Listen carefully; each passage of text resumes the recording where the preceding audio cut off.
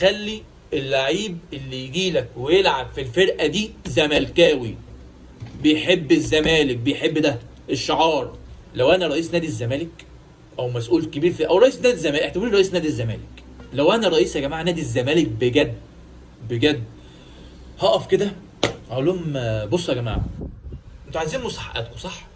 انا عندي المستحقات، واللعيب اللي هجيبه برضه اقول له اعرفه قبل ما يجي. انا بص المستحقات عندي ممكن تقعد سنه ما تاخدهاش، تاخدها في اول السنه الجديده. انت حبيب قلبي موافق؟ يقول لي لا والله مش هينفعني النظام ده، مع السلامه يا باشا. خلي اللعيب اللي يجي لك ويلعب في الفرقه دي زملكاوي، بيحب الزمالك، بيحب ده الشعار، ده بيحب النادي، بيحب الكيان.